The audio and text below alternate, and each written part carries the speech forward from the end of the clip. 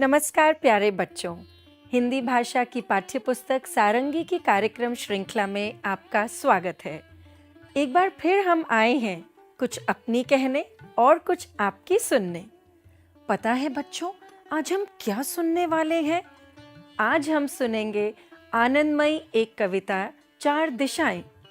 अच्छा, सबसे पहले मुझे आप यह बताइए कि यदि दिशाएं न होती तो हमें कैसे पता चलता कि हमें किधर जाना है? दिशाएं ही तो हमें बताती हैं कि हम किस ओर जा रहे हैं और हमें किस ओर जाना है। यदि दिशाएं न होती तो ना हमें ये पता चलता कि सूरज किधर से निकलता है और ना यह पता चलता कि सूरज किधर को छिपता है। ना हमें ये पता चलता कि हवा किस दिशा से आ रही है और किस दिशा की ओर हवा जा रही है। या यूं कहें कि दिशाओं का ज्ञान हमारे लिए बहुत आवश्यक है। प्यारे बच्चों, अब देर किस बात की? आइए सुनते हैं और देखते हैं इस आनंदमयी कविता की एक प्रस्तुति और जानते हैं चार दिशाओं के बारे में। निकलता सूरज जिधर सामने, उधर खड़े हो मुंह करके तुम। ठीक सामने पूरब होता और पीठ पीछे है पश्चिम। बाई और दिशा उत्तर की, दाई और तुम्हारे दक्षिण। चार दिशाएं होती है यो, पूरब पश्चिम उत्तर दक्षिण। निकलता सूरज जिधर सामने, उधर खड़े हो मुंह करके तुम। ठीक सामने पूरब होता और पीठ पीछे है पश्चिम। बाईं ओर दिशा उत्तर की, दाईं ओर तुम्हारे दक्षिण। चार दिशाएं होती हैं यूं, पूरब पश्चिम उत्तर दक्षिण। प्यारे बच्चों, क्या आपको पता है कि वैसे तो सूरज ना निकलता है और ना ही डूबता है। ये सिर्फ हमारी धरती यानी पृथ्वी के अपनी धुरी पर दिन रात घूमने के कारण होता है। इसीलिए हमें सूर्योदय और सूर्यास्त होता दिखाई देता है और इसी से हम दिशाओं का भी पता लगाते हैं। समझ गए ना आप? प्यारे बच्चों, मजा आया ना? कविता को सुनकर और उसके भाव को समझकर अब जान लेते हैं कुछ ऐसे शब्द जो बढ़ाएंगे हमारी समझ को। बाईं ओर, जिसे हम उल्टा हाथ या अंग्रेजी में लेफ्ट हैंड भी कहते हैं, जैसे चित्र में मेरे बाईं ओर रिया खड़ी है। दाईं ओर, जिसे हम सीधा हाथ या अंग्रेजी में राइट हैंड भी कहते हैं, जैसे चित्र में मेरे दाईं ओर केशव खड़ा है। चलिए, अब समय है कविता की समझ को जानने का, जिसे जानेंगे हम बातचीत से। तो तैयार हो जाइए प्रश्नों के जवाब के लिए।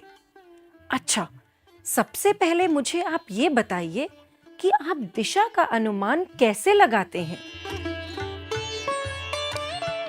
भाई, मैं तो सुबह के समय सूरज के उगने और शाम को छिपने से दिशाओं का पता लगा लेती हूँ, जैसा कि कविता के माध्यम से भी बताया गया है।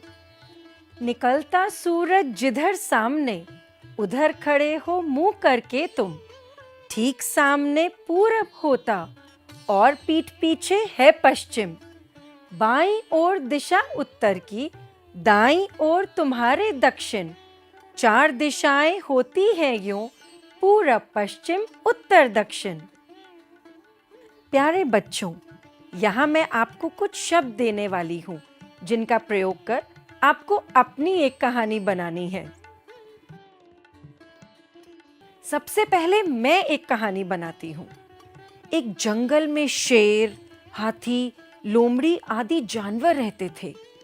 एक दिन आकाश में बादल छा गए और बहुत तेज बारिश के साथ ओले पड़ने लगे, जिससे पानी में रहने वाले जीव तो खुशी खुशी नाचने लगे, परंतु जमीन पर रहने वाले जीव जैसे चींटी, खरगोश, लोमड़ी आदि पानी के अधिक बहाव के डर से पहाड़ के ऊपर चढ़ने लगे और जब बरसात बंद हो गई तो सभी अपने अपने घर चले गए। कहानी अच्छी लगी ना? अब आप भी इन्हीं शब्दों या इनसे मिलते जुलते शब्दों से अपनी अपनी कहानी बताइए और अपने शिक्षक शिक्षिका और साथियों को सुनाइए। जरा सोचिए, यदि आप कक्षा के बीच में बैठे हैं तो आपकी दाईं ओर और आपकी बाईं ओर आपके कौन कौन से साथी बैठे हैं? उनके नाम अपनी कॉपी में लिखिए और ये भी आपको ही बताना है कि आपकी दाईं ओर और आपकी बाईं ओर आपके कितने कितने साथी बैठे हैं या खड़े हैं। चलिए एक उदाहरण से पहले मैं बताती हूँ। मेरे दाईं ओर रश्मि, चिंकी और विवेक बैठे हैं जो कुल 3 हैं, और मेरे बाईं ओर रवि और केशव बैठे हैं जो कुल 2 हैं। तो बताइए कक्षा में कुल कितने विद्यार्थी हैं? मान लीजिए कि आप भी उसी कक्षा में बैठे हैं, तो आपके दाईं ओर और आपकी बाईं ओर कितने कितने साथी बैठे हैं? बताइए और लिखिए अपनी कॉपी पर और अपने शिक्षक या शिक्षिका को दिखाइएगा जरूर। आइए अब हम चारों दिशाओं का एक दिशा सूचक बनाते हैं और खाली जगह में दिए गए चित्रों को रखते हैं। चलिए सबसे पहले मैं रखती हूँ। दक्षिण दिशा का चित्र यह लीजिए। चलिए आपके लिए उत्तर दिशा का चित्र भी मैं ही रखती हूँ, यह लीजिए। बाकी 2 अब आपको भरने हैं। चलो बच्चों, शुरू करो जल्दी जल्दी।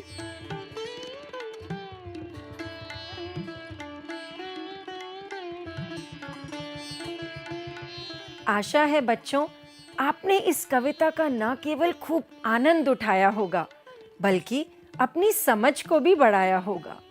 तो क्यों ना हम भी 4 दिशाओं को लेकर इसी तरह की एक कविता या कहानी बनाएं और अपने शिक्षक शिक्षिका के साथ साझा करें। वे बहुत खुश होंगे। तो प्यारे बच्चों, आप इस तरह गुनगुनाते रहिए अपने साथियों के साथ, क्योंकि कविता ही तो है जो हमारे भावों को दूसरों के भावों से मिलाती है।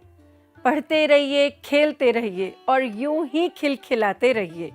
फिर मिलेंगे एक नए रोचक पाठ के साथ।